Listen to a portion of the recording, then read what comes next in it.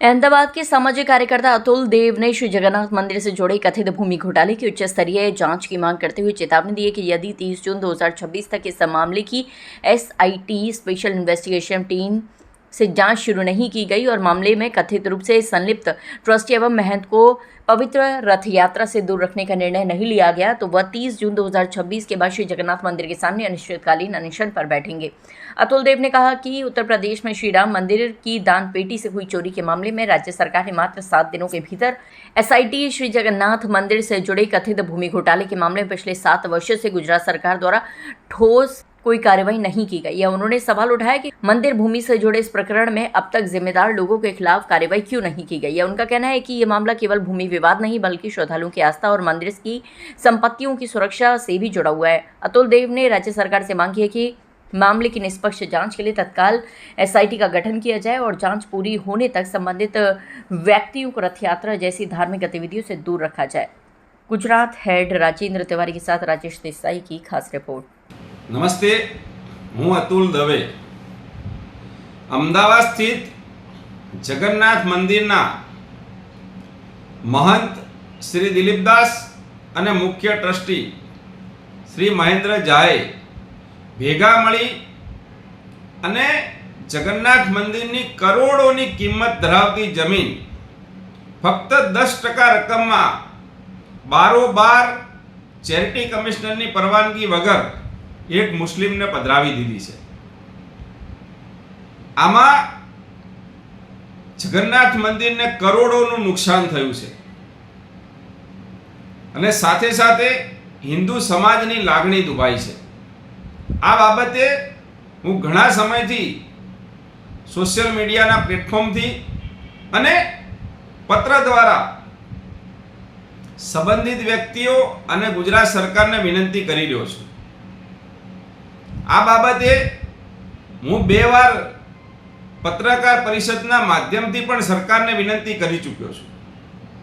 અનેક વાર આ બાબતે મીડિયાએ પણ અહેવાલો પ્રસિદ્ધ કર્યા છે, પરંતુ કોણ જાણે ગુજરાત સરકારને આ સમગ્ર કૌભાંડ બાબતે તપાસ કરવામાં કે આ કૌભાંડીઓને સજા કરવામાં કોઈ રસ હોય એવું લાગતું નથી।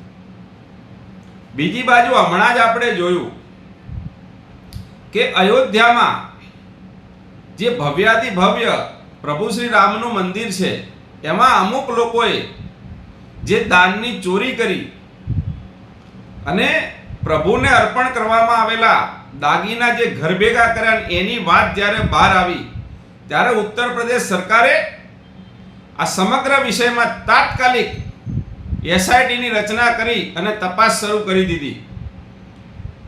અહીં ગુજરાતમાં જગન્નાથ મંદિરનું કરોડોનું જમીન કૌભાંડ થયું છે, છતાં પણ ગુજરાત સરકારના પેટનું પાણી નથી હાલતું।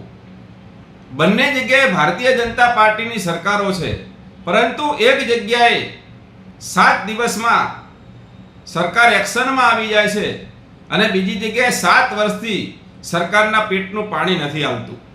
એટલે હવે ન છૂટકે હું ગુજરાત સરકારના વિડીયોના માધ્યમથી વિનંતી કરું છું કે જો ગુજરાત સરકાર શ્રી જગન્નાથ મંદિર જમીન કૌભાંડ બાબતે એસઆઈટીની રચના કરીને તપાસ નહીં કરાવે અને આ મુખ્ય ટ્રસ્ટી મહેન્દ્ર ઝા અને મહંતને આગામી ભગવાન શ્રી જગન્નાથની પવિત્ર રથયાત્રાથી દૂર નહીં રાખે તો 30 તારીખ પછી એટલે કે 30 જૂન પછી હિન્દુ હિતમાં, ધર્મના હિતમાં, મંદિરના હિતમાં અને કૌભાંડીઓને સજા મળે એ માટે થઈ અને હું જગન્નાથ મંદિરના પ્રવેશ દ્વારની સામે જ ઉપવાસ ઉપર બેસીશ, કેમ કે 7 વર્ષ થઈ ગયા। અનેક વાર આ બાબતે રજૂઆતો કરી, પરંતુ જ્યારે સરકાર આ બાબતે કંઈ કરવા તૈયાર ન હોય તો અમારી પાસે બીજો કોઈ વિકલ્પ રહેતો નથી। અપેક્ષા રાખું છું કે આગામી 30 તારીખ સુધીમાં ગુજરાત સરકાર 2 નિર્ણયો લેશે, જેમાં એક એસઆઈટીની રચના કરી અને જગન્નાથ મંદિરના જમીન કૌભાંડની તપાસ થાય. અને બીજું, આ કૌભાંડના જે મુખ્ય મોહરા છે એ 2 જણ એટલે કે મહેન્દ્ર ઝા અને દિલીપ દાસને ભગવાન શ્રી જગન્નાથની રથયાત્રાથી દૂર રાખવામાં આવે. ન છૂટકે જો આ 2 કામગીરી નહીં થાય અને સરકાર એક્શન નહીં લે તો ન છૂટકે અમારે જગન્નાથ મંદિરની સામે ઉપવાસ પર બેસવું પડશે, જેની સરકાર નોંધ લે. જય જગન્નાથ, જય શ્રી રામ.